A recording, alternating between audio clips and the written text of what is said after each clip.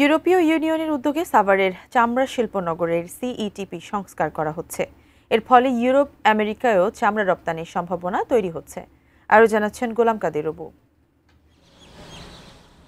১৫০ ট্যানারির এই সাভার ট্যানারি পল্লী, এরই মধ্যে যেখানে নতুন কাঁচা চামড়া ঢুকেছে ৩.৫ লাখেরও বেশি, চলছে লবণ দিয়ে সংরক্ষণের কাজও। ট্যানারি মালিকরা বলছেন, সময় মতো লবণ না দেয়ায় মান নষ্ট আর গবাদি পশুর স্কিন ডিজিজ, তাই দাম কিছুটা কম মিলেছে চামড়ার। তাছাড়া মাদ্রাসা এতিমখানাতেও চামড়া সংরক্ষণ হয়েছে কমই, পাশাপাশি চামড়া পরিবহনেও ছিল সমস্যা।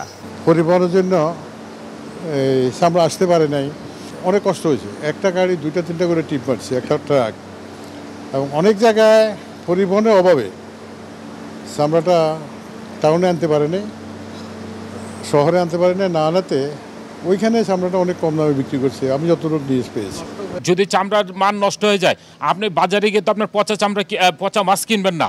সুতরাং আপনি যে রাতে 3টা বাজে 4টা বাজে যদি আপনি চামড়াটা নিয়ে আসেন লবণবিহীনভাবে, সেটা তো আপনার গুণগত মান নষ্ট হবে। সেটা আপনার দেখা গেছে 400 টাকা 500 টাকা বিক্রি করে চলে গেছে।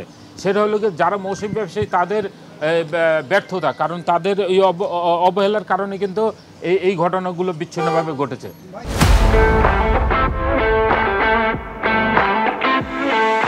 এমন বাস্তবতায় ট্যানারি পল্লী পরিদর্শন করে শিল্প উপদেষ্টা চামড়ার সরবরাহ আর সংরক্ষণ ব্যবস্থা দেখলেন, জানলেন কেন্দ্রীয় বর্জ্য শোধনাগার বা সিইটিপির বর্তমান পরিস্থিতিও, যার কাজ পুরোদমে শুরু না হওয়ায় বৈশ্বিক মান সনদ মিলছে না। চীন বাদে ইউরোপ আমেরিকায় চামড়া রপ্তানিও হচ্ছে না, তাই সরকার এর সমাধানে উদ্যোগী। আমাদের শিল্পের সক্ষমতাটা আমরা বাড়াতে চাই। এটা আমরা দেখছি যে আমাদের এই শিল্পের সংরক্ষণের জন্য যা করা সম্ভব আমরা করব। উপদেষ্টা বললেন, কাঁচা চামড়ার দাম নিশ্চিত করতেই এবার রপ্তানির উদ্যোগ, তবে শিল্পের রক্ষায় যা যা করার দরকার সেটাই করবে এই সরকার।